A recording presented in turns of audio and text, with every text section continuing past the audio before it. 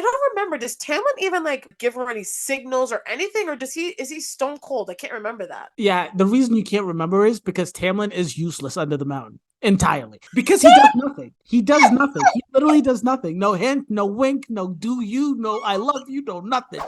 I'm gonna steal the Declaration of Independence. Welcome back to the Millennial Classics, y'all. My name is Q, and on this show, we talk about the best and most memorable movies, books, and culture-changing events from our generation. Today, we have a special guest. Swabi, how you doing today? I'm very good. How are you? Wonderful. For those who don't know, Swabi is my sister, my little sister. We are talking books today. Why don't you tell the folks at home, Swabi, what book are we talking about today? We are talking about ACOTAR. If you Oh, don't know geez. what that is A Court of Thorn and Roses. It's part of the Sarah J. Maas universe. Universe. She said It universe. is. It's a universe. That's amazing. I love it. She may have more books, but I believe she has 3 series which are part of this universe. Oh, So wow. there's A Thorn of Glass. That one is 9 books. Wow. 8 books. 8 books. Then I believe it was A Court of Thorn and Roses. And then the most recent is Crescent City. Yeah.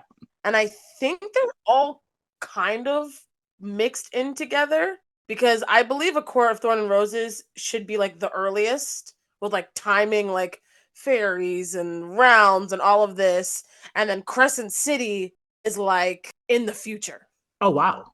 Okay, That's so what it I've is truly been a told of it. universe. Excuse my ignorance. It truly is a universe. Before we actually get to That's so talking cool. about the book, I do want to talk about the author, Sarah J. Maas. As of 2022, she has sold over, and let me say this nice and slow because this is from 2022. Those numbers have truly skyrocketed since. But as of 2022, she had sold over 12 million copies of her book, and her work has been translated into 37 languages. Amazing. Her first series she started writing when she was a teenager. That is not someone who just likes writing. That is someone who was born with it. And it's a true gift because these books are something special. She's won Goodreads Best Young Adult Fantasy and Sci-Fi Fiction in 2015, 16, 17, and 18. She won Best Fantasy in 2020, 21, and 22. And she's been nominated for the Best of the Best, which is the best book of the year. She's been nominated 3 different times, but has yet to win. I want you to look at this cover for me, Swabi, and tell me what you first thought when you saw this cover. For those who are listening, it's basically just a color palette with what looks like a wolf and an arrow in it, and then the title, A Court of Thorns and Roses. You know what? Now that you just said it was a wolf with a thorn, I didn't look that deep into it when I picked it up. Now, if you've read the book, you know what that means now. Yes, And yes, of course. I didn't even realize. Well, I gotta look at the rest of the covers. That's crazy. Funny enough, I actually passed this in the library a million times. I thought it Of was course. cool, but they always put like, oh, the most popular books in the front. And when I was starting to like pick up and read, I was like, oh, like maybe try something else. I don't want to read what everybody else is reading because maybe it's just hype. Look, obviously, after reading the book, you get it, but I feel like it's a Yeah. bland cover. I'm not sold on the cover. I've seen more exciting covers than this one. I'm not gonna lie. I think the cover is a little boring. And then lastly, before we actually get into the book, tell us why you got into A Court of Thorns and Roses, why you got into Sarah J. Maas's universe. My goal this year was to start reading books. So I went on to TikTok. I was looking up, just trying to see what everybody else is reading. Like, what is this fantasy world? And one of my high school friends actually posted a funny TikTok about this book and her friend's reaction to it. And so then I was like, should I read it? And she's like, the fact that you haven't read it is scary. Like, you need to read this. And now I will be rereading this almost every year. I need to be immersed in this world all the time. So you're really about that life. You love this series. I really like it. Oh, I really... finished this series. I think I told you. Yeah. 12 days, all of them. That's amazing. Almost That's a week. truly amazing. Yeah, like it was. I couldn't put it down. I was deciding: should I eat or should I continue to read? Like, which one is it? Trinae and I are 3 months into the second book, and we're maybe a third of the way through. 12 days for 5 books. 12 days for 5 books it's insane. It's insane.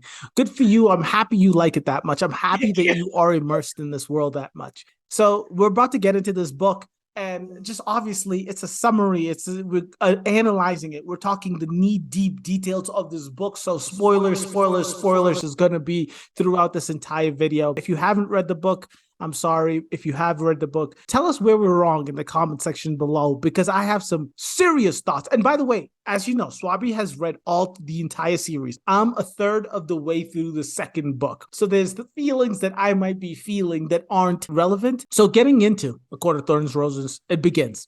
The setting and Feyre's family. So 19-year-old Feyre Archeron lives near the boundary between the mortal and faerie realms in a world still scarred by centuries-old war between humans and fairies. A magical wall now divides the two, stemming from a treaty established after humans were defeated and subjugated. Feyre, the primary caretaker of her impoverished family, hunts in a dangerous woods close to the fairy lands to feed her disabled father and two sisters, Nesta and Elaine, who contribute little to the survival. It says little in the summary. It's actually zero. The truth is zilch. Nothing. They contribute nothing but attitude and just nothing. And I think the way the book opens, it's interesting enough to me. It was interesting enough where it was like, oh, there's so many questions. I can't wait to let this story unfold. But I did think when they said that her father was disabled, he has a broken leg, which is not the end of the world. There are other things he can do, right? Maybe in their time, because it's no like ancient times and they're still out here catching animals and at the market and they're just coming out of whatever, like the war. I guess they're not just coming out of it. It's been a good 100 and something years. Yeah, it wasn't in his time. It wasn't in the... I know, right? Yeah. My issue is because we are told throughout the book that he had been rich in the past, right? Yeah. So my understanding is he has to have other skills. He has to have knowledge on how to make money or keep money besides hunting, right? Let Feyre be doing the hunting thing. Why can't he do what he used to do at a smaller scale? I don't know like the details of his past, but I do know it's frustrating to me. He's putting all of this pressure on his daughter, and it's not even pressure. He's just like this lame person. They describe him as useless. I really didn't like her entire family, to be honest. That's a lie. Elaine seems pretty chill. Nesta is mean. Elaine seems pretty chill. Oh, is it the other way around? No. No, you're right. Nesta was rude, vicious, and stuff. Yes. But Elaine was just a bubblehead. She was like Bubbles from Powerpuff Girls. She could have done more. Like Elaine wasn't, I think there's a quote, right? It said it wasn't that Elaine was cruel. She just wasn't, always there. She didn't, it's not like, oh, should I help my younger sister chop the wood and cut the food and prepare dinner? No, I don't have to do that. Like, it's crazy. It's just crazy. That's how she was. Nesta's just mean and bitter. Oh, we should go by the ages. Nesta's the oldest.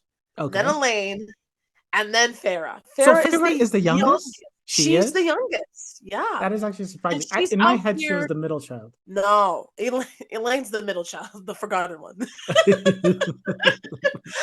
Like, now the bubbles make sense. Yeah. And is providing and hunting and taking care of her family. And as we said, Elaine was just a bubblehead. But what's Nesta's excuse? She's capable. Like when Feyre asks her, can you go chop the wood in the morning? Obviously, except to do this, and this. She's like, oh, I hate chopping wood. It gets under my nails and it gets all over my clothes. So do you want to eat or do you what? Exactly. What do you want? Her main focus was trying to get married. And I have here in my notes that she wanted to marry Thomas Mandry. This is like a village where everyone is really poor. And like the richest of the poor was Thomas Mandry. The reason she was like, I don't need to chop wood is because she was going to marry into money so she wouldn't have to do that. And that was her goal. Instead of doing the actual physical labor of the day-to-day that's keeping them alive, she was thinking, I'm going to marry this dude. He will support me. Of course, it didn't happen. But there's a quote that I love that Feyre mentions to Nesta. And she says, love won't feed a hungry belly. And I just love that. It's like cuts all the fat, gets straight to the point. Nesta, you're silly. You're a silly lady. But yeah, that's what my understanding of why she didn't want to do any of the work. Oh yeah, for those who don't know, Their mother has passed. Their mother is gone. And her mom made Feyre promise her to stay together with the family and look after them. That's not a message you would give to the youngest child. Like, that's a message you would give to Nesta as the older sister. Obviously, you give all your children some type of message. Don't be mean to your big sisters. Listen to them. Do whatever, you know. I feel like that's where that makes sense to me. Yeah. But to hear Feyre being told, keep them together and look after them, that must have been a huge weight on her. We mentioned that they had money in the past. If she is the youngest, that means her life has been more in the poor times than it was in the rich times. Maybe Nesta and Elaine just are so used to the very wealthy lifestyle that they can't, or they're just not willing to live the poor lifestyle. I have to say, when she returns, I'm jumping way forward, but when she returns back, the sisters don't seem as mean, but that's because they have money again. So I don't really know. Right. In the further books, I'd really like to actually know who these sisters are, period. Because when they're wealthy, they're nice. When they're poor, they're horrible. All right. While hunting, Feyre kills a large wolf. She suspects might be a fairy in disguise, along with a doe. Her action attracts the attention of Tamlin, a powerful fairy lord who appears at her home demanding retribution for the wolf. Under the terms of the ancient treaty, Feyre must either surrender her life or live with Tamlin in the fairies' land as payment for her actions. Choosing the latter, she leaves her family behind and enters the world of Prythian to live at Tamlin's estate.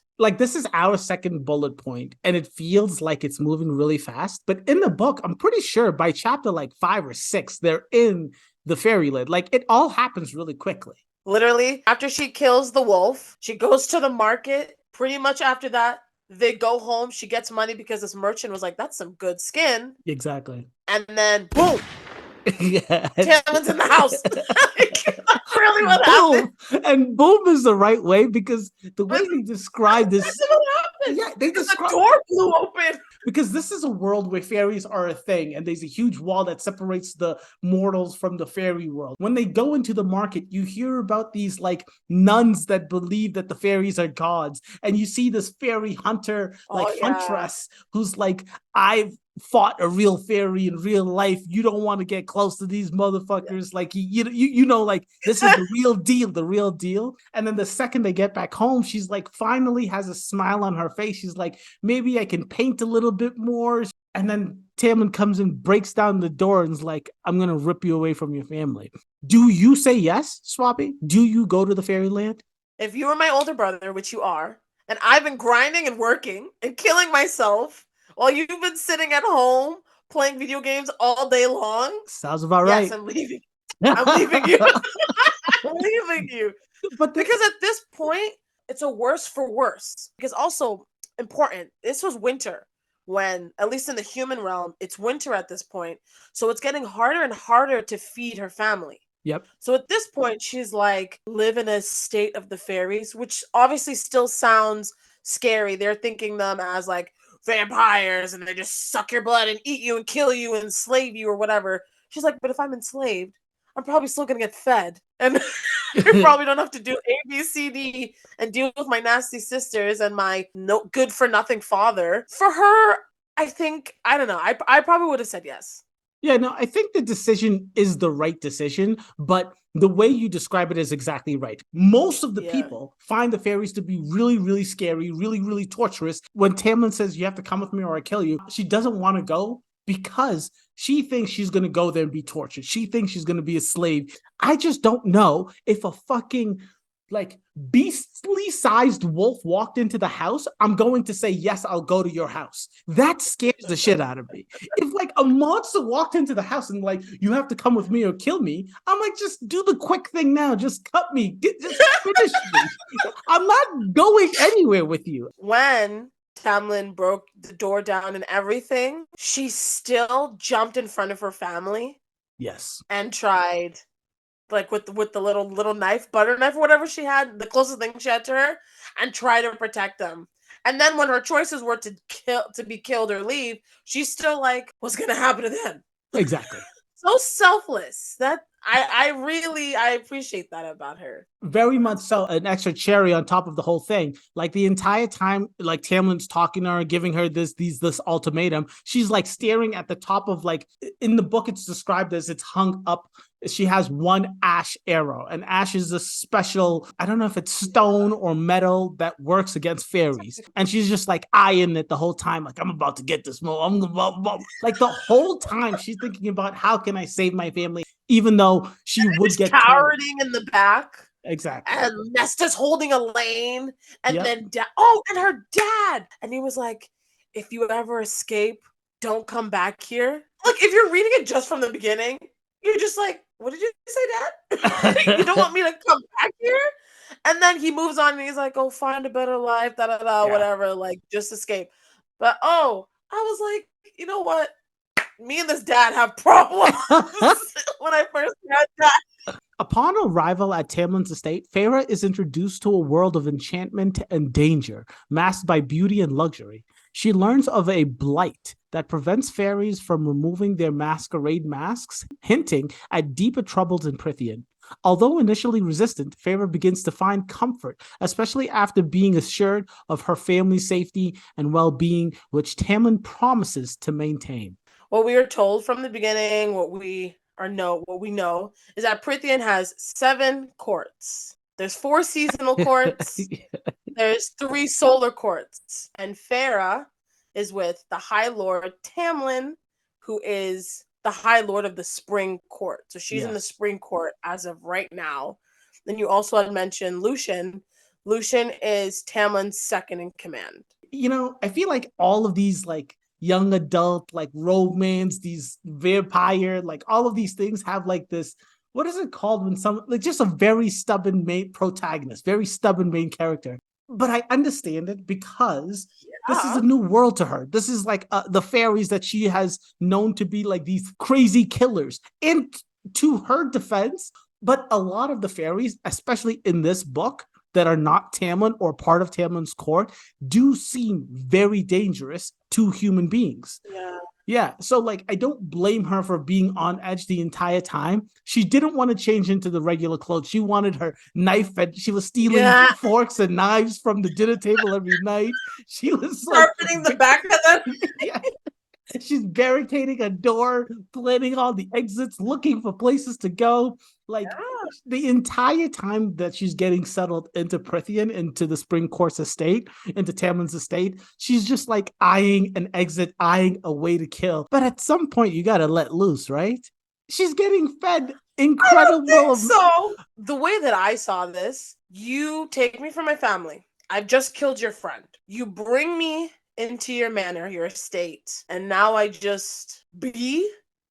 There has to be something. There's a moment where it's gonna fall. Like, it can't just be that. Yeah. There's a quote. Tamlin's like, "You're not a prisoner. I'm not gonna, like, you're free to do whatever you want." That would make me more worried. Why did you bring me here then? Exactly. Because then you could have just killed me. You don't want me to work.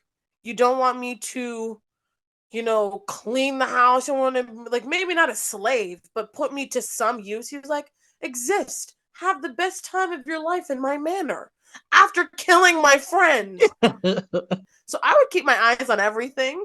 I'd be like trying to figure out what's going on. It can't be a better life than what I just came from. You're so right. You're right. Because if you were to kill someone's friend, and that person comes and tells you, here, you can just have the best life ever, you're like, whoa, what's going on here? Something doesn't add up. Along with, like, looking at ways to escape, ways to kill the other fairies. She meets Alice, it's like her personal servant, or I don't know how else to describe Alice. That's so true. I didn't know how to explain her. Like, she was there to prepare her, I guess, whenever Tamlin needed her to, like, have dinner, like, get her dressed, shower her, clean her hair, do stuff. But, like, Alice wasn't at her every beck and call, but she was just I'm here if you need me. But one of the things that human beings think of fairies is one thing that they cannot do is they cannot lie. So she's trying to put all of these puzzle pieces in her head together. Like, he told me I wouldn't be a slave. He told me I won't be a servant. He told me he won't torture me. And if fairies can't lie, all of these things must be true, but something still doesn't feel right. I forgot that because At that's least what kept her being like, okay, I'm safe because he's not lying. Like, I think she asks about, well, who's going to take care of my family? What's going on? How is this or whatever? And then Tamlin's like, they're being taken care of. You don't have to worry. They're living a good life now. And then she's like, well, I guess fairies can't lie. So I guess he's telling the truth. Like, he's like in the corner, like fidgeting. And that's literally how I imagined her, like in bed, because she's like, I couldn't sleep. I was tossing and turning. She does have like one of these visions of like, it's not a fairy, but it's like one of these magical creatures that can turn into the shape of something that you really love or want. And one of these magical creatures turns into her father, right? And then she tries to run out of the manor and chase this magical creature who she thinks is her father. He actually has to be saved. Yeah, Tamlin saves her. This is when she starts to ask questions about, how can I find out the truth about the fairy realm? Who's this? Is it? I hope I'm pronouncing it right, but she tries to look for and trap a Suriel, who Lucian tells her will give her the answers that she's looking for, but catching one of these beasts is a problem. And then we mentioned a little bit about the masks that they wear, but we didn't. I don't know if we really mentioned the Blythe a little bit. Go ahead. Talk why all of this is happening. So Lucian and Tamlin slowly kind of mentioned her because she asked them, like, why are you guys wearing masks, right? They're like, oh, there's a curse going on in, the fairy realm in Prythian at this moment. So it basically affects the way magic is being used. That's why different animals and creatures are finding their way onto the spring court, Tamlin's estate. And because of that, Tamlin has to go out all the time here and there every once in a while to fight them off. And one of those creatures is what caught Feyre's attention and pretended to look like her dad. Yes. Also, we can't really trust Lucian right now. Lucian was like, yeah, you should go catch a Suriel and I'll be there. Back up. I got you if anything. Where were you at, my man? She's super brave to go out and try to do this on her own. Credit where credit is due is my point, because that's a really scary thing to do. Lucian himself, even after telling her, yeah, you need a chicken's blood or some bullshit, right? Like, after telling her how to do it, he's also like, you don't want to try to catch this creature because it will eat you alive. It will tear you apart. It does not care. Kudos on her for actually trying to do it. Oh, actually getting it done. Not trying, actually getting it done. Feyre ends up catching it, and it's described as like this bony looking I don't even know how to explain it. But when I would imagine it, I would just imagine this giant, something like the Grim Reaper giant. Or like a Dementor from the Harry Potter. Oh, Dementor! That's a good one. But the story always be like, but the bones are important because all the time when she's talking, it's exactly. Every time we're talking, that was so creepy. It's like, what are you looking for? What information do you want? Why'd you catch me? Feyre starts asking questions. I don't remember precisely all of them, but I do know that she learns about Hybern. Hybern is very important to this story. She learns about Hybern and his resentment to the fairies of Prythian and having a treaty with the humans. And because of that, Hybern sent a spy to infiltrate the Prythian courts. We start learning more about the Blight. So he's the king of his own island pretty much. And before the war, they had slaves. They had everything. They beat all of the humans. And because of the war and the treaty, they had to let go of all of them. And they held resentment to all of the other Prythian courts. Yep. So he isn't really part of them. They don't work together or anything like that. And he sent a spy, like I said, to infiltrate the Prythian courts. They got, like, what's it called? Bamboozled? I guess that's a good word. There you go. That's how the Blight happened. We'll learn more about who and what. Before the Suriel can tell Feyre anymore, she does tell her, stay with the High Lord, you'll be safe. So after hearing that, and now that we know that the cereal has to tell the truth or it has to answer your questions truthfully, Feyre is like, oh, stay with the High Lord. High Lord, Tamlin. Okay, so I guess I am safe here. Like, I need to stay with them. Right before she can learn any more information, the Naga come and they start attacking the cereal and Feyre. Oh, that was so sad. But then Feyre saves the cereal from being killed at one point, right? Exactly. She loosens the grip from the bear trap. And then the cereal has enough time to get free. But then the Naga we got you. At that point, Tamlin jumps in, saves Feyre. They end up going to this state, and Lucien got an earful. Of course. So the way Lucien is acting is the way I would think Tamlin would be acting. You're right. Like, you killed my friend, and now you're just staying in the estate, painting, eating, having fun. While we have to go out and kill these magical creatures. Yeah. Yeah. It makes sense. But obviously you hate him because it's like, dang, Feyre, girl, you're just trying to live. Exactly. It makes sense. As Feyre settles into her new life, she forms complex relationships with Tamlin and his emissaries. Lucien discovers that despite the fairies' magical abilities, they suffer from vulnerabilities brought on by the Blight. Feyre's feelings for Tamlin grows as she learns about the sacrifice he makes to protect his people. Simultaneously, Lucien becomes both a friend and a confidant. At this point, when they say her feelings grow, that you definitely do start to feel, because it goes from Feyre being like, how could I kill him, to, oh, this dude looks kind of good with his mask. I can't imagine what he looks like without his mask. He's glistening in the sun. This dude's hair is just float. I mean, like a quarter of this book is just,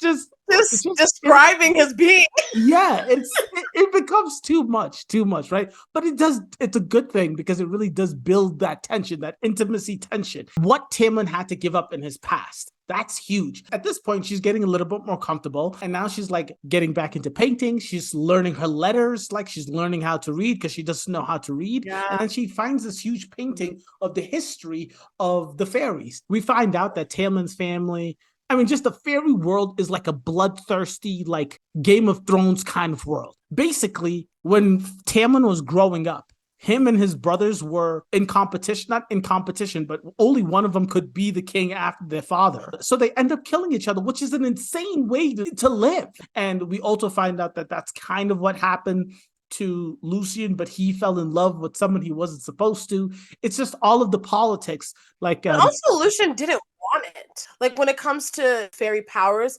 it's very distinct who's more powerful. Your brother could be lifting millions, but if you just stand there and you spew energy and power, it's automatically gonna go to you. But Lucien's like, I don't want it. I kind of just want to marry my girl and be good. But his brothers were hunting him down, and then he ended up having to, I think he killed 2 or 3 of them. Lucien had 7. He had to kill 2 or 3 of them before he was able to escape. Yeah. And the big thing is, it's because Lucien is royalty or high lord or whatever it's called, right? And the girl that he fell in love with was considered just peasant. And Lucien's dad actually murdered her in front of Lucien. And that's why he was like, deuces, I'm out of this court. Fuck you guys. And that's how Tamlin was like, come to the Spring Court. I got you. Conflicts and revelations.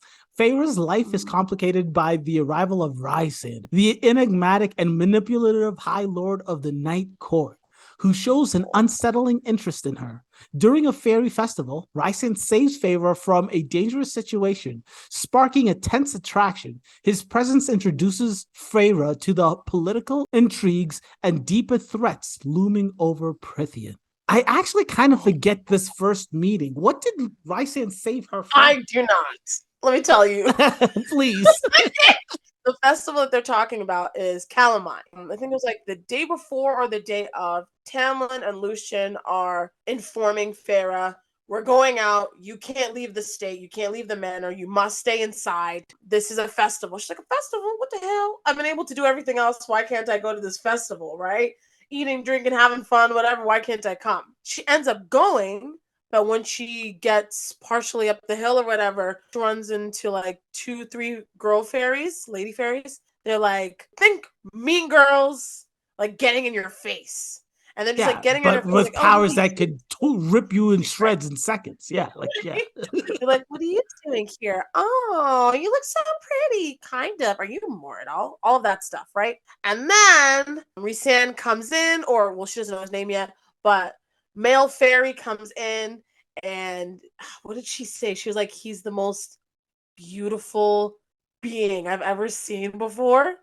Is how she describes him. Does she And actually then he's describe him like that at that point? ah, she does. She's like the most beautiful creature she has ever seen. He's like, oh, there you are. I've been looking for you. And then the girls are kind of like back up and go away.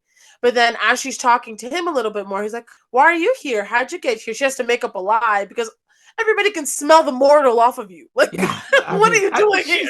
She's so stubborn. I don't know why she just never freaking listens. She's just like, oh, yeah, I'm here with my friend, whatever. That's how they meet. And then as she's talking to him, she's like, I do probably think I have to get away. This doesn't really feel safe. Lucian spots her. Exactly. And was like, get your ass back in He drags her back to the manor. And then this is when he explains everything to her, or at least in enough detail, being like the ritual. Tamlin's going to be consumed with magic. The sole purpose of the ritual is for him to find a maiden, go to a cave, and couple. Like if he smelt you, he would have gone to you, but you're not a fairy. Like yeah, and he would have this ripped you isn't apart. this isn't for lovemaking. This is not about that at all. This is rituals, and that is it. But there's multiple like celebrations or like things that are not just straight business. And one of the times she like drinks the fairy wine, and then she's like, "Oh my goodness, this is like the most amazing way to look at the world." Like the fucking like the wind was singing, and the bristles of the leaves was singing. I think this is after, because that same night after Calamai, when Tamlin comes home, that's where like everything really gets steamy. That's when you really know that their relationship is like kind of moving forward. Yeah. He's like, oh, I smelt you. I was looking for you and I couldn't find you. And that made me really frustrated. Awkward. He like leaves a bite on her shoulder. That's so weird. And then the next day at like breakfast, Lucian was like, oh, how was your night? And then she like tried to cover up her shoulder.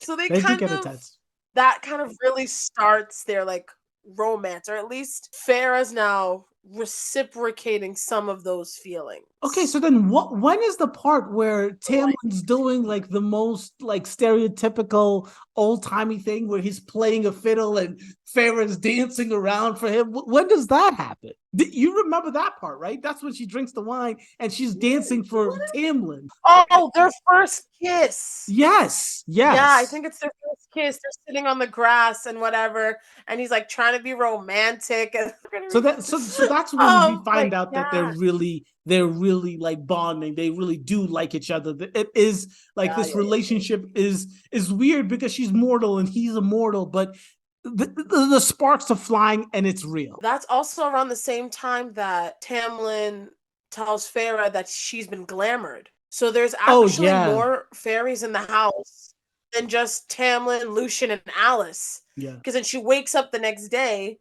and there's people walking around, fairies flying around. She's like, what is going on here?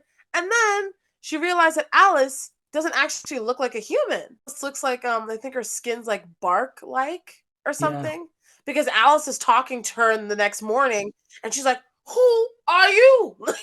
What are you? And then it's like, oh yeah. In the description of that part where she like the glamour is gone, everything and everyone is just a lot less pretty and less glamorous. Except for Tamlin. Tamlin's the only one that's a stunning piece of art. Tamlin and Feyre, their relationship is deepening. They really like each other. And then she goes back because Tamlin's like, you have to go back. Amarantha's coming. Oh no, because Rhys comes to the house, right? And they have a fight. We don't even know. Yeah.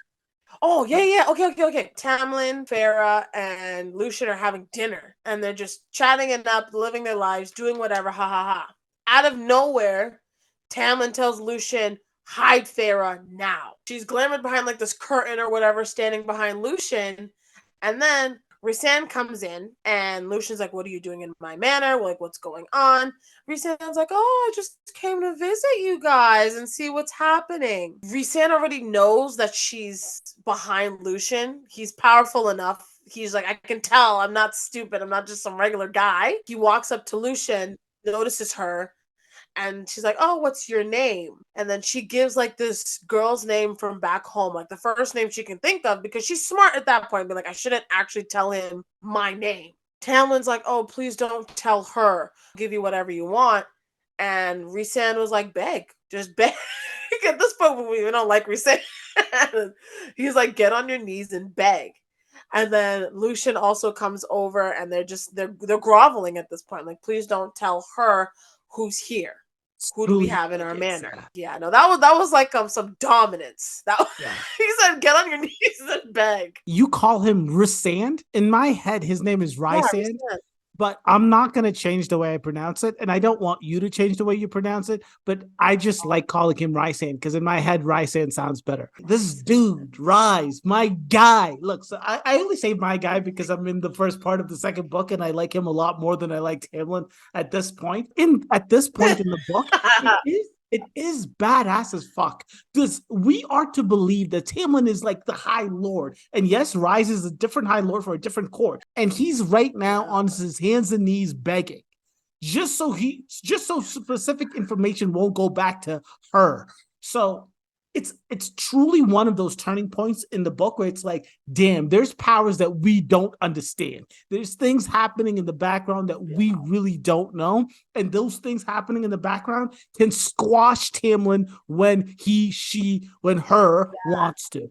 My point is, prior to this, every time there's an issue, Tamlin runs out of his house. He kills him. He might come back with a slash or two, but it heals up real quick. This is the first time where we see Tamlin being like, oh shit, she cannot find out. Please, please, please don't tell her.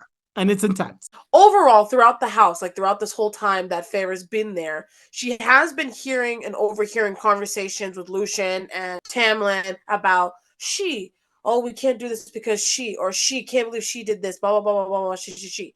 And so then when Rhysand's like, oh, I'm going to tell her, Feyre's like, so is this the same person that she's been going all over this house? I think Tamlin actually tells her right after this dinner, or like the night of this dinner or something like that, who she is. Yeah. The she that we were all talking about is Amarantha. First off, that's such a beautiful name. I know we don't like Amarantha.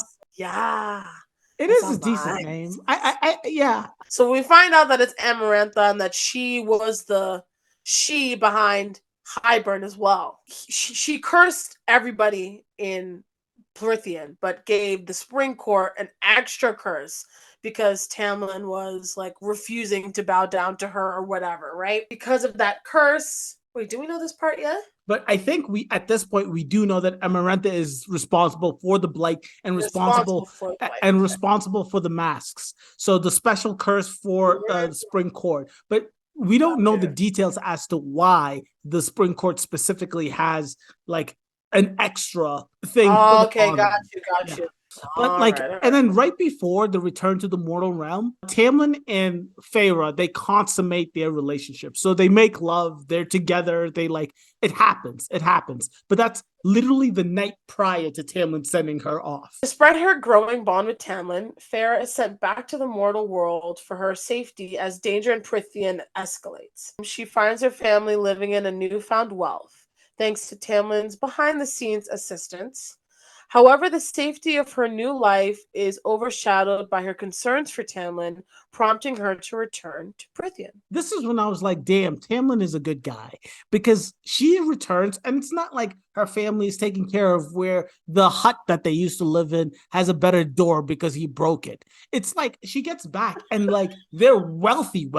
Like they got money to burn wealthy, right? And all of a sudden, her dad's not so lame anymore. Her dad got a pep in his step, right? He's rocking and rolling now. Elaine's the one that's gardening. And then I think that Nesta is the one that's like the glamour or the memory forgetful magic that Tamlin put on the family. Is it Nesta that doesn't fall for it, or is it Elaine? It didn't work on her, yeah. So for Nesta, it didn't work on her. No, so and this is the sister that we were talking about in the beginning that wasn't so nice to her. So the fact that she's the one that's like, I know something is wrong because what everyone else believes is BS, and I know it's BS. Can you tell me what the hell happened? Feyre kind of just spills all the beans. I think it's because Nesta's so like they said it was like her iron will. Yeah. I was like, that wasn't gonna break her. She's so hard headed anyway. Nothing was gonna It must be in the family. I'd love to meet her mother. She's probably the hardest of the headed. Nesta also tells Feyre that she actually tried to go after her. Yep. She went back to the merchant who bought the wolf's skin and was like, help me, I need to get through the wall. And she tried and tried and tried and was unsuccessful. That was a very big shock from, I don't want to cut the wood because it gets in my nails, to now I'm going to fend off some fairies in the woods to bring you home. Family does do crazy things, but family is family. In the beginning of the book, where everyone is poor, her family seems really crappy. Like they're not helpful, they're useless, they're mean to her, outright mean. And then when she comes back, it's like they're much better people. Like I feel like as characters, there's something I'm not understanding. I don't get it, right? Like I don't know. I just don't see the conversion from not having money being horrible to Feyre to having money and being very kind and great to Feyre. The two links that I see in between is what her dad said prior to her leaving. If you do escape, don't come back, live a better life. I love that the dad said that to her because it shows some kind of love and care. And it's like, you've put yourself through hell to take care of us. If you find a way to escape, don't come back to trying to take care of us. And then the fact that Nesta was like, I went to go look for you, knowing that you weren't taking care of grandma, whoever, that was also nice to hear. But I just don't see the full connection, and I hope we get to meet these people a little bit more in further books. So I think we skipped over this, but Tamlin tells Feyre way back that the Blythe is becoming a problem, but it's not just a problem to Prythian. It's a problem to the human realm as well. So he sends her home, obviously, for her safety, but also sends her back to warn everybody, being like, if they can't fix what's going on in Prythian, you guys have to find a way to escape as well. So Feyre tells Nesta about her love for Tamlin, and she doesn't want to stay here anymore, and she's glad that she went looking for her, but she doesn't think that this is her home anymore, and she wants to go back to Tamlin. Yeah. Nesta's like, you do you. I promise if anything weird starts happening, I will take our family and we'll hop on a boat and we'll get out of here. Yeah. So with knowing that information, Feyre's like, okay, I feel better and I feel like I can go do what I have to do without worrying about you guys. I have done as much as I possibly can do per the promise I made our mother. So you guys, you guys can take care of yourself. You have money. And I already told you the second you hear or feel something is wrong, bounce. You gotta go. You gotta go because these fairies don't play. Clearly don't play. And then Tamlin was on his knees. And then we get to Under the Mountain. Feyre's return leads her under the mountain, where she confronts Amarantha, the tyrannical ruler who has cursed Tamlin and the fairy lands. Amarantha challenges Feyre to complete 3 life-threatening tasks to save Tamlin. Each task is designed to test Feyre's strength, resolve, and her love for Tamlin. Throughout these trials, Rysand plays a complex role, assisting Feyre while serving his own mysterious agenda. This is a lot. That little paragraph is describing so much in the book. There's so much that happens in this little portion. And as we return to Prythian, all that Feyre knows about is the Spring Court. So she goes back to the manor, but upon her arrival, it's completely ransacked. Everything's ripped to shreds, everything's broken, all the doors are blown open, nobody's there. So she's frantic, thinking like, oh my God, I've only been gone for like 4 days, but now, Amarantha's probably killed everybody or something like that. So she's looking through the house for anything, any clues, anything, anywhere. She comes across Alice. Yeah. And Alice is just like, you idiot, what are you doing back here? All of this man's hard work to save you. Yeah. And now you return. Then Alice is just telling her like A, B, C, D. Amarantha came. She told everybody to go back. She grabbed them. They all went back to Under the Mountain. But I think Alice is the one that spells it out and was like, the only way to have broken the curse, as at least for the Spring Court, is if Tamlin found someone that loved him that was mortal, because Amarantha has this like history with a mortal, someone who killed her sister or something. Oh yeah. So Amarantha basically says, like, I don't care what you guys tell her at this point. There's just one thing she cannot know. But she's like, but there's still one thing that we are not allowed to tell you. But if you listen, you will know. Mm-hmm. So Alice tells her without telling her, but she's like, girl, you just need to listen. Remember and listen. But I also think we need to talk about Amarantha before we talk about how Feyre is there. Just like how we spoke about the Suriel told her about Hybern, and Hybern sent a spy into the Prythian courts. That spy, we all know, Amarantha. Amarantha went to all of the High Lords and kind of was like, oh, trust me, I was played. The only reason... Oh, yeah. So because of the treaty, the humans were supposed to be sent back to the human realm unharmed. But all of the humans on Hybern's island were murdered. Yep. Prythian was like, you guys aren't following the treaty. We're not messing with you guys. They cut off travel routes, all of that stuff. And they're like, we don't want anything to do with you. Do with your own stuff on your own time. Don't mess with us. You stay there, we stay here. So then that's when Hybern sends Amarantha. Amarantha, oh, I was just so heartbroken because my younger sister fell in love with a human whose name is Jurian. Jurian? I couldn't Something remember like that, yeah. During the war, and Jurian basically just played her sister Prythian just for information, and then ended up killing her. So when Amarantha found that out, she was like, oh, I'm pissed. That's it. She like takes Jurian as a slave, and like she wears him, like his eye or his soul is like embedded into this ring that she wears. Yeah. But she tells all of the shit. Yeah. She tells all of like the High Lords, I was just hurt and going through, trials because he killed my sister, a human killed my sister. So they all kind of like, okay, understandable. We'll take you back, we'll start doing business with you guys, whatever, just stay here for a little bit. When she has them in like their grasp or whatever, and she feels comfortable, she invites them all to this ball, and that's where she like cursed all of the High Lords, because all the High Lords from all of the courts were there. She cursed them and Prythian and declared herself High Queen. Yeah, I think it is, or like High Queen, right? Yeah, because they're all High Lords, but she's High Queen. And she asked Tamlin, I think, to marry her, right? And Tamlin was like, not you. I don't want you. And so she felt so slighted by that. She put an extra curse on the spring court, and it was a masquerade ball. So all of their masks have been magically glued to their faces. Yeah. So that was, that's Amarantha's backstory. That's her history, yes. Her history in the war.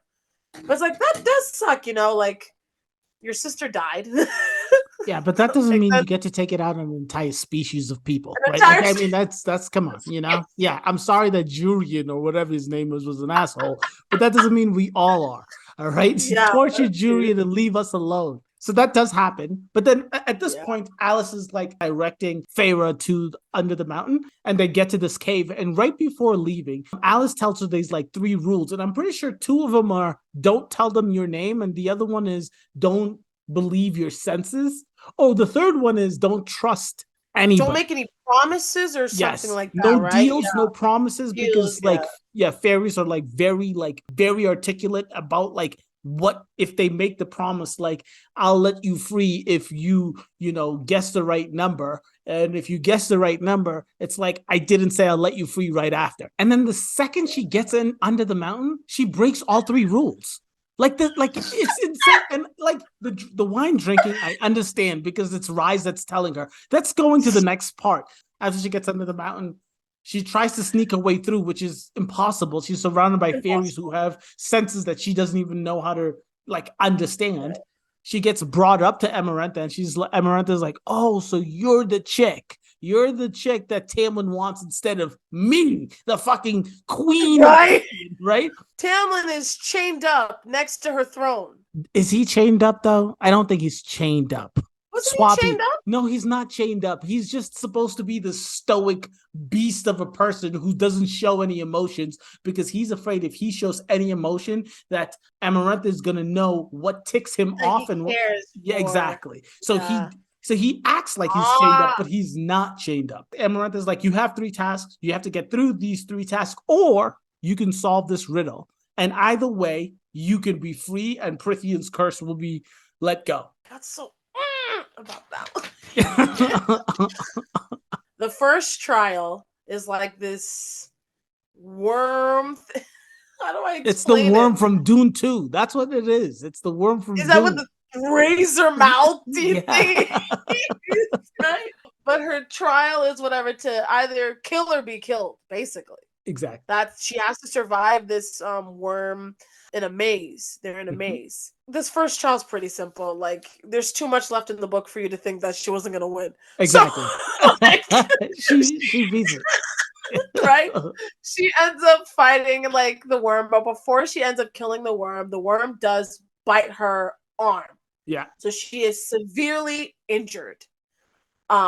She ends up killing the worm. That's great, Amarantha. And I'm like, oh, you are good at this. Cheers. Like up in her little throne. She gets thrown into what's it called? Her little jail cell home that she has to wait for before she can do the remainder of her trials. And the one thing about it is the trials aren't back to back to back. You're not just doing it 1 day, 2 day, 3 day.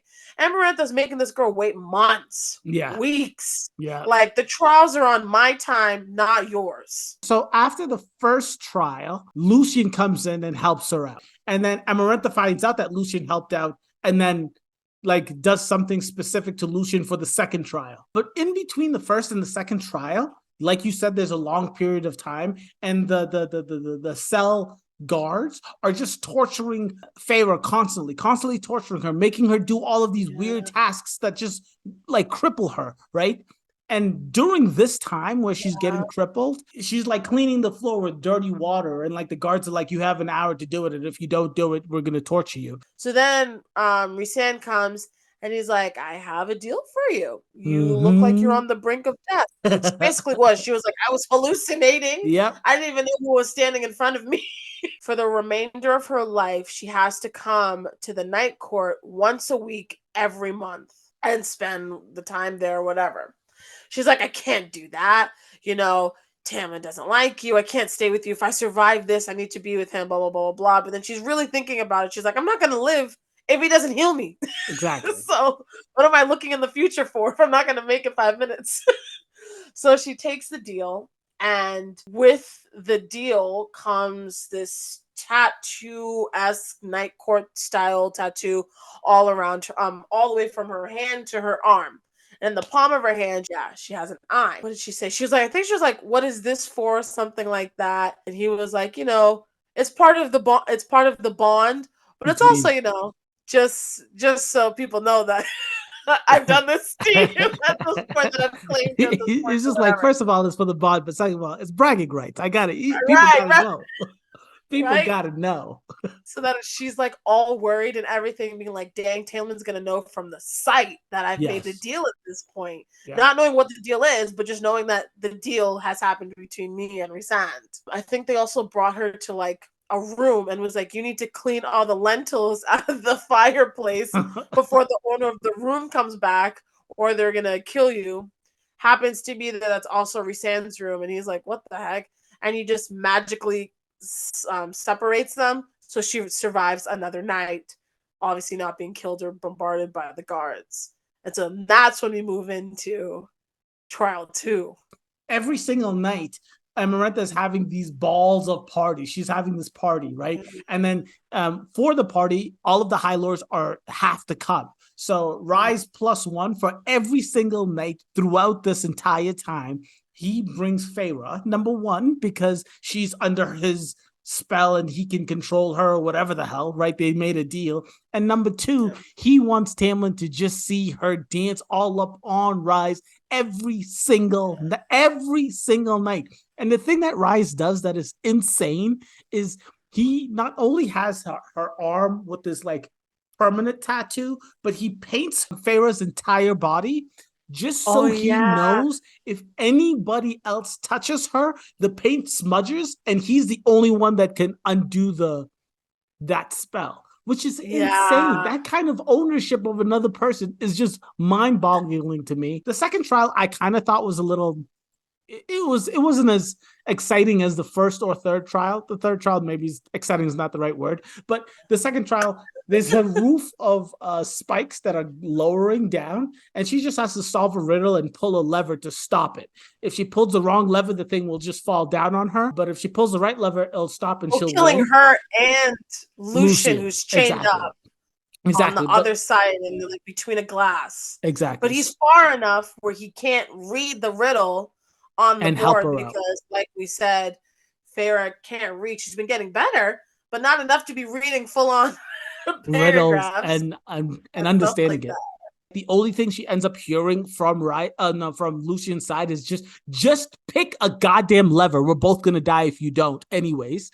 And the one that she decides to pick is wrong. And this is how Rise is like, don't do that one. Pick the second one.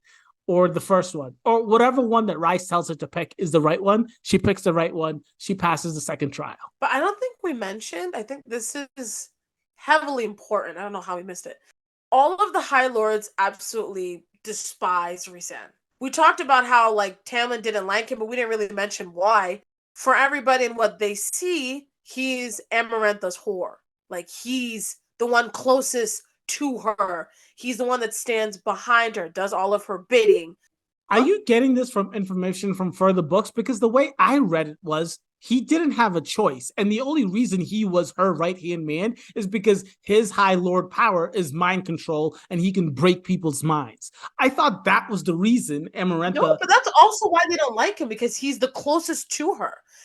But that's not his fault. It's his options are do what she says or dies. Exactly. No, I'm right there with you, but everyone doesn't like him because he's always like a little bit meaner, or he's a little bit this. He's like, oh, so you guys, I'm also suffering with you. Exactly. Why are you treating me like A, B, C, D? But we're all going through the same thing. But for him, it's more like, I'm not going to give her anything else that she wants. I'm just going to deal with what I have to deal with. Yes. And if that is another 50, 100 years, then I'll just do it because there's other things. All of them don't like him. And it's a good point you brought that up, because I don't know when this happens, but at one point, Feyre is in one of these courts, and Amarantha's like, there's one of these High Lords that has broken, I think, from the Summer Court or something, that has been spying or like scheming behind my back. And she brings the Summer Court High Lord or High Fae up, and Rise is the one that needs to break his mind, torture him until he dies. So Feyre watches Rise kill another High Lord just by like mind control instantaneously. Definitely supports what you're saying about all the other courts hating him, which makes sense. I mean, if he's got that kind of power and Amarantha's like, this is my dude that does all of my bidding, I understand what you mean, that everyone else hated him. In her final task, Feyre faces the horrific task of killing 3 innocent fairies, the last fairy to be Tamlin. Using her cunning knowledge of fairy lore, Feyre manages to solve a riddle that breaks Amarantha's curse, just as she declares her love for Tamlin. In a dramatic climax, Amarantha kills Feyre, but the High Lords of Prythian resurrect her, granting her the power of a High Fae. Oh, damn. I forgot. This is truly, truly intense. All the other tasks were, you have to get through this, you have to get through this, you have to get through this, or you will die. This task is, you have to kill, right? Yeah. Like, you say that you care about us. And like, that's Amarantha's whole thing. She's just trying to prove to everybody that's a fairy, humans don't care about fairies. Humans hate fairies. And she has this depth of hate for human beings because of what they did to her sister. And I understand that aspect. And that's why she's in any way possible trying to get the fairy world to see that this human that is supposedly in love with one of our High Lord fairies, that she actually doesn't love him. So she gets her to kill 3 of them. And last but not least, Tamlin, who is supposed to be the love of her life. The buildup is intense. It makes sense to me that this is the kind of trial that Amarantha would put a human being through. This is where Feyre remembers Allison's last like rule or whatever, where she's like, just listen, just remember, just pay attention to what everybody says. The first kill that Feyre did was terrible. Yep. She was so in shock, she didn't know what to do. They handed her an ash dagger, and the little fairy lady, she was just praying and praying and praying, and then looked up at Feyre and kind of like gave her like, it's all right, it's okay, because I'm gonna go to wherever us fairies pray that we end up going to. So she's like, just do what you have to do. So it was hard, it was very dragging, and it took some time, but she ended up doing the first one. The second one was a male. The reason she was hesitant for the second one is because in the stands, like the family members or the friends of that fairy was yelling out to Feyre, like, don't do it, you're horrible, don't kill him, or it's like stuff like that. But she had to do it, and then she ends up doing it because she has to do it. And then, all of these fairies are like have a bag over their head. So for the last one, so that she doesn't know who it is, right? For the last one, they rip it off, and it's Tamlin. Yep. She freaks out, gets confused, turns around, because Tamlin's supposed to be at Amarantha's side, and then we obviously see the magic swoosh-a-woo, and it's a different person. Tamlin's actually in front of her. This goes back to what Alice was saying. Don't believe your senses. They don't work here. Yep. This isn't it. And so then she's like panicking and like doesn't know what to do. But I don't remember. Does Tamlin even like look at her with love or like give her any signals or anything? Or is he stone cold? I can't remember that. Yeah, the reason you can't remember is because Tamlin is useless under the mountain entirely. Because he does nothing. He does nothing. He literally does nothing. No hint, no wink, no do you, no I love you, no nothing. And it doesn't even mention in the book from the narrator's perspective that there was a spell that prevented Tamlin from saying anything. He's just standing there doing nothing. Nothing. Tamlin's like, he's great, but he's not the guy. Like, he's not. There's no common sense there, you know? But so then she's kind of just remembering. Alice said, just listen, just listen. So she's going over. Remember, we talked about how they kept letting her overhear conversations. Yes. He has a heart of stone. Oh, yeah, he has a heart of stone. Oh, yeah. She's like, oh, isn't that just what people say? Like, Nesta, Iron Will, like, you just say these things. And then she's like, you know what? I'm going to do it. And then she takes it, and she's like, I just have to believe myself. And she ends up stabbing him. And then here's like, ding! And she's so happy. She stabs him. He's alive. It's great. And so she turns to him with, I did it. All of this stuff, whatever. Let the free Prythian, let them go and stuff like that, right? And the spring court. So I think she ends up doing the first part. She's like, oh, yeah, I'll take the blight away from everyone else.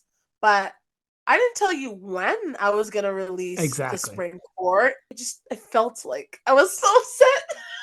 The thing is, it's like, yeah, she lets the masks go and whatever, but she still ends up killing Feyre. Like you said, the High Lords bring her back to life. But that scene where Amarantha kills Feyre, but then everybody kills Amarantha, how does that go down? Because in the book, it just seemed a little complicated. Was Feyre dead the entire time when the High Lords were fighting Amarantha? I'm sorry. I don't know if I can explain this. Right? It's weird. But no, not that I don't know what happened. I know exactly what happened. So we already know Rhysand's power. Like the mind reading? Yeah. Yeah. You remember at that point, like, all of the High Lords are dropping like an ounce of power into her. An ounce of power. I'm saying this because you know what I mean? Like, I know giving her life. They're giving her life, yeah. I'm just imagining a sparkling ball just falling into her chest. I imagined it. And as soon as they were doing that, because like she wasn't completely dead, but she was like hearing stuff. I remember that was how it was being read or described. And then all of a sudden she was like seeing through their eyes. You remember that? Like, kind of like seeing what they were doing. The only reason I'm mentioning is this because I was thinking it before I read the other books. But I was like, oh, well, is she in somebody's head right now? So I'm thinking she was like probably in like Rhysand's head because that's his power. Yeah. Being in other people's heads. It could be. Like, I wasn't reading it that close, to be honest. I read that page like 7 times. It's like, how exactly, because it is. Are you dead or are you alive? It is a bit convoluted. All we know is she dies. Tamlin goes fucking ape shit. He's like, you killed her, you asshole. Tamlin kills Amarantha after Amarantha kills Feyre. All of that shit goes down. And once Amarantha is dead, all the High Lords have their power back. And then all of the High Lords give some life to Feyre after she dies. So this is like a resurrection. Like she's back to life thanks to the High Lords. The aftermath of all of this, with Amarantha defeated and the curse lifted, Feyre struggles with the trauma of her experiences and the deaths she caused. Despite victory, the scars remain, both physically and mentally. She returns to the Spring Court with Tamlin trying to reconcile her human past with her new fairy existence. Meanwhile, Rhysand, who played a critical role in the rebellion against Amarantha, reveals complex feelings for Feyre, hinting at future challenges. As Feyre and Tamlin begin to rebuild their lives, the political and emotional landscapes of Prythian remain fraught with potential conflicts. Feyre's journey from a mortal hunter to a powerful faerie is marked by love, sacrifice, and the harsh realities of power. The story closes with her looking forward to a future with... ... So that's basically the end. Now that I started the second book, I believe that last line, Rhysand revealing complex feelings for Feyre, because the ending of Rhysand's and Feyre's communication in the first book, I didn't pick up from the first book the complicated, complex feelings that Rhysand had for Feyre. I did not get that at all. I don't think it's feelings at all. I think it's more of like scheming. I feel like it was like, oh, you still owe me that promise that you made, kind of like flaunting it in front of Tamlin, like, yeah, you got what you want, your girl saved us, we saved her life, that's what you get from us, but now don't forget, for the rest of your life you must visit me every month for a week. And that does something to her, with already her having to be a fae. She's immortal and not mortal. Her senses are different. She closes doors, she can smash a door if she wants. So she has to figure all of that out while already going through the trauma of having killed people. And that's something she's never done before. She's like, there's too much has changed in such a short amount of time. And now I also have to navigate my relationship with my High Lord Tamlin. Like, there's so much happening to her at once. Okay, good. I'm happy you said that, so we can just talk about this ending. Do you consider this ending a cliffhanger, or do you think it was a nice bow at the ending of a first book in the series? I think without Rhysand reminding her that she has to see him again, I think it could have ended like this was like a nice ending. Right? Yeah. I thought so too. I like this. Yeah. Her family is safe. The Prythian has all of the Prythian is back to full strength, full power. People can go back to doing their own thing. So all of the main things that were problems, right? The masks are off. Amarantha is dead. All of these things are taken care of. I really did feel like it was a really nice ending to the book. But you're right. With Rise just adding that little, punch in the gut. Yeah, you owe me still, girl. It ain't over. It ain't over. But ladies and gentlemen, that is The Court of Thorns and Roses, right? That's the name of this book. So that's the first book. I wanted to ask you about final thoughts, but I thought that we really went through that book very, very thoroughly. And I thought that was fantastic. The last thing I wanted to end on, I usually ask at the end of our book reviews, should we turn this into a movie? Do you want to see this turned into a movie? But I do have official notice that in March of 2020, it was announced that Maas and Ron Moore will work together on adopting A Court of Thorns and Roses into a Hulu television series. The project not Hulu. It will be HBO. If it was HBO, I'd be like set and done. But the fact that it's Hulu could be a hit or miss. My question to you is, are you happy with them deciding to do a TV series over a movie series? Movies tend to leave out so much and add things that aren't necessary, but because you skip 15 chapters, you have to make it make sense. Yes. TV series, hopefully it does well the first series. Then we'll continue to get more, and they can go as detailed as possible. Yes. Or like, and I Yes. think with her books, they are so well written. You can't miss the details. Like that little detail we talked about, like Feyre in her head telling herself, I kind of felt like he wanted me to kiss him. They could have completely missed that and been like, and Feyre went home. Yeah. And then you would have never known that Yeah. she kind of knew something was supposed to be done, Mm-hmm. but didn't do it. Like that could have been the end of that episode. But Mm-hmm. don't worry, we're coming back next week. But for the movie, it's like, oh, she went home. Her sister said she tried to save her. And literally, we've been talking for an hour and a half. Do you think they could have done this entire thing in an hour and a half movie? I don't think Exactly. so. Exactly. There's There's no way. way There's too no way. much. There is a lot of detail. And like my thing is it's like I have to say, I tried my best to get into the live action Avatar the Airbender and I couldn't do it. Right. It's not for me. Some people really like it. Good on you, right? Some adaptations are very, very difficult, especially when you go from like animation to like real life. But this is going from book to real life. And I am currently, as y'all are knowing, for those who are watching or listening, please continue to watch our series through the Harry Potter series. I think they did such a good job with that conversion, right, for young adults. But I am nervous about that young adult category that this book is in. If they tried to make this TV series young adult, so like I'd say PG-13 would be a young adult series, I don't know if they can make it all the way it needs to be. Because like you said from the get, HBO, if this were to be an HBO show, if this were to be like Game of Thrones, shit could be truly good. It could be. Yeah. I'm hopeful for it to be as good as it possibly can be. People to take their time with this content and like really put like effort into it. I think it could be truly amazing. Just right now, knowing what is in like the first third of the second book, there's so much to this universe, like you called it, that I would be truly excited to see it. But if they try to like rush through it, it makes me nervous. What I'm trying to say is I am excited for this book to become a series, but I am very nervous because I do like the book and the series might piss me off, to be honest. I know you haven't read the rest of them, but if they're trying to make it PG-13, it won't work. Maybe the first book was young adult. I'm telling you. The rest of these books, like our younger sister, we were reading this and I was doing my notes. She's like, "Oh, can I read that?" I'm like, "No, you can't read it because you'll like the first one, which is normal, it's PG, it's whatever. But the middle of the second book, the third book, and the fourth book, oh, shit gets real. That's like it's. I've never read something like this before. I was like, maybe I shouldn't be reading this. It was a little too much.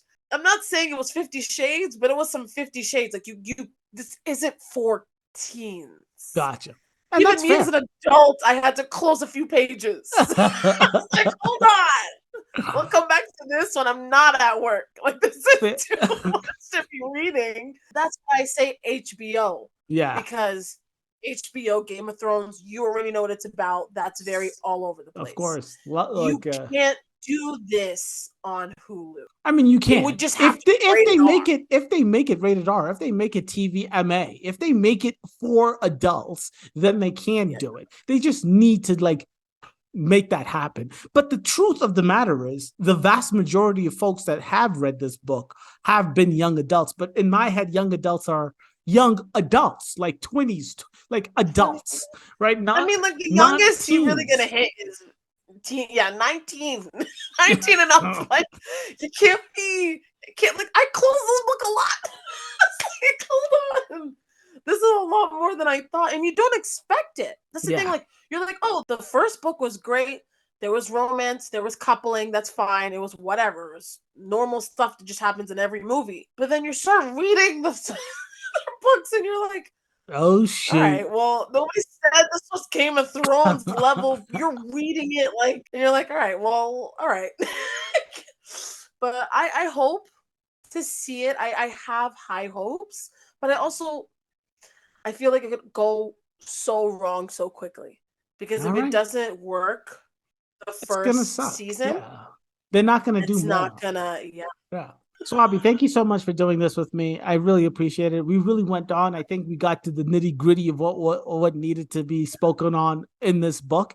Any final thoughts? Any final thoughts? I'm just going to throw this out there for you guys to comment on, but I think Feyre and Tamlin's relationship was very Stockholm Syndrome. Okay. I mean, when you describe it like that, then yeah, it makes sense. Especially like the second book, beginning of the second book. I'm like, Tamlin, like what we just said, right? How she was out hunting Suriels and chasing her ghost of a father.